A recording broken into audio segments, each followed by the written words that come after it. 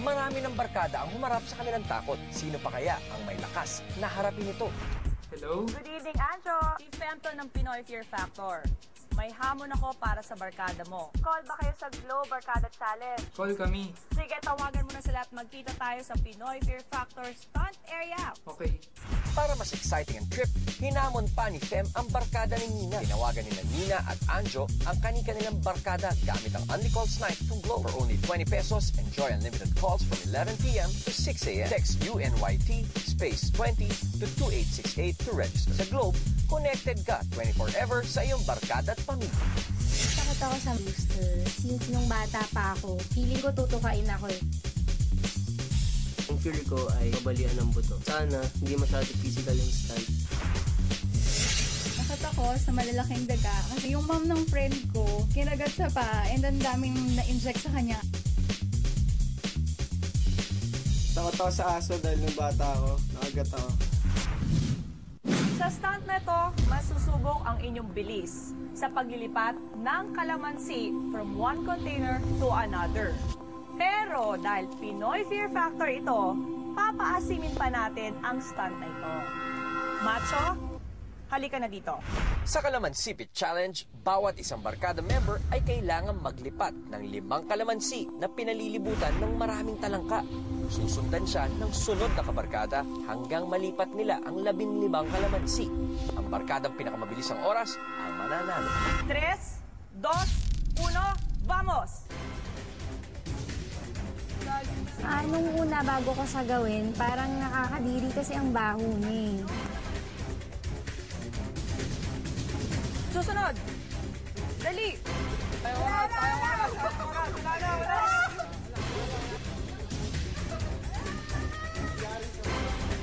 Sunod! Isa! Kinakabahan ako kasi ako yung last na gagawa so nasa akin yung pressure. Kaya ako naman sisihin nila ako kaya ginawa ko lahat.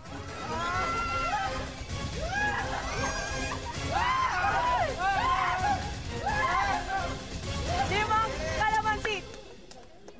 3, 2, 1, vamos! Kamay sa likod. Kalamansi, tandaan, pabilisan ang oras to. Okay, go! Sunod ang barkada member. Yung mahirap para sa akin. Yung una, yung amoy, tapos yung pangalawa, yung nasipit ako. Wala ka bang nakukuha ang kalamansi? Sa kalamansi pa lang.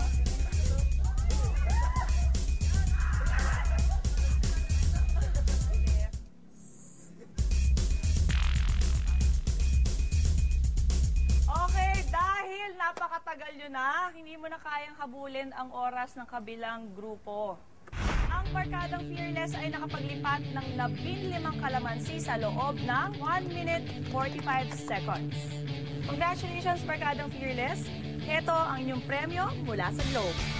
My Phone V31, the most affordable camera and music phone exclusively from Globe with 1,000 peso load and cash prize.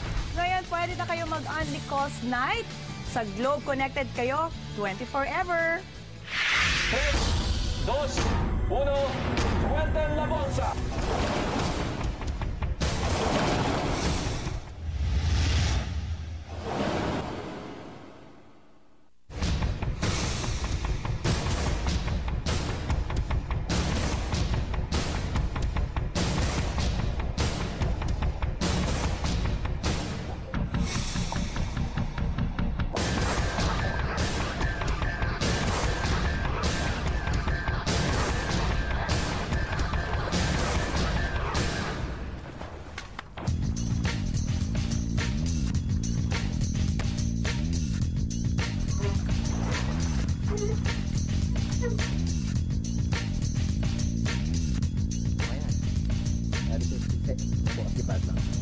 Medyo nagtagal lang kasi nakakaipit yung plastic,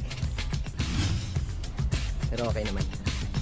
Yung binaba ko konti zipper din, hindi pa gano'n nakabukas. Nilukas kong gano'n, tapos sinesenyas ako yung scuba diver. Yung scuba. Siya ako inuman, ang ngiti ako sa kanya.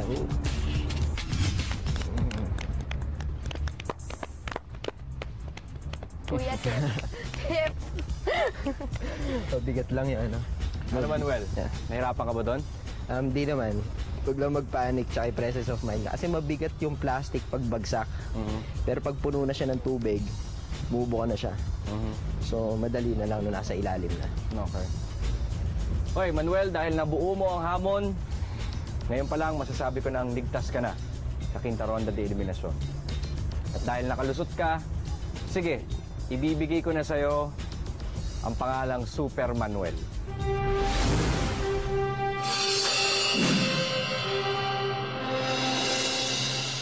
Kaya ngayon, ang laban ay nasa iyo, LJ. Sumuko si Elmer, ligtas na si Manuel. Nasa kamay mo na ngayon kung magagawa mo ang hamon dito sa quinta ronda de eliminasyon. Kaya mo? Kaya ka. Kaya. Kamusta puso mo? Ayaw niya mag-stop eh. Beat ng beat. Pag nag-stop yan, patay ka na. Hindi. Gusto ko mag-relax lang siya para naman mamaya wala na kanahinig. Okay, LJ. Simple na lang ang hamon para sa'yo. Kailangan mo na lang matanggal ang posas, makaalis sa bolsa, at mahawakan ang simbolo ng Pinoy Fear Factor. Nasa iyong mga kamay kung uuwi na si Elmer. Tara na, LJ. LJ.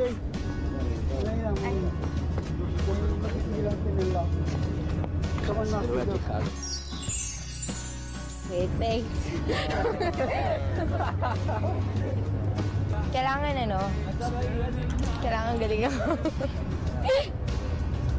Para meron ulit. Charing! Joke lang. Well, kinakabahan ako kanina pa. Kanina ko pag gusto mag-stop yung kaba ko kasi baka mamaya maging sagabal. I mean, hindi ako makakuha ng tamang breath. Tactical, siguro, sabi lang ni Manuel, yung pagkuha ng susi kaagad. Tsaka presence of mind lang talaga would be the best tactic. Kasi once you panic, wala na. Shaking! I'm shaking!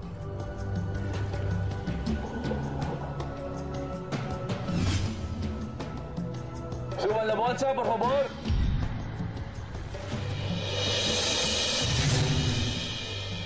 LJ, simple lang yung gagawin. Wala nang oras na kalaban, makumpleto mo lang ang hamon, mapapauwi mo na si Elmer. Kung sakasakalit, pangalawang chiko na siya na mapapauwi mo sa Pilipinas.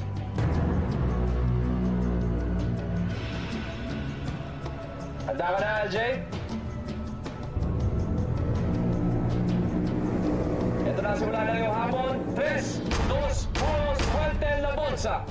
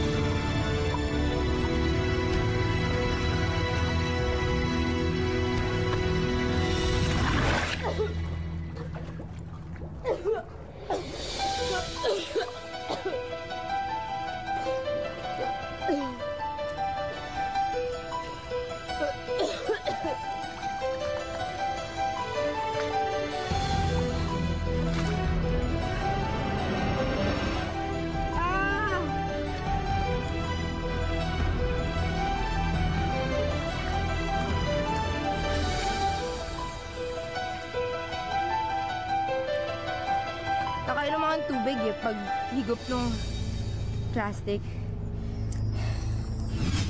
Oh, Lord. Wala, tapos hindi ko na ma-hold yung breath ko. Hindi ko na mahanap yung susi. Wala, sobrang disappointed sa sarili ko kasi dapat siguro mas nag-relax na ako. Ang nararamdaman ko ngayon, parang nagkaroon ako ng pag-asa na makapag-stay pa sa game. And I rely on God na lang kung mag-i-stay pa ako dito sa Argentina or hindi na. If I have to go home today, I didn't get as far as I wanted to get. And I feel like I failed myself. I just don't like losing.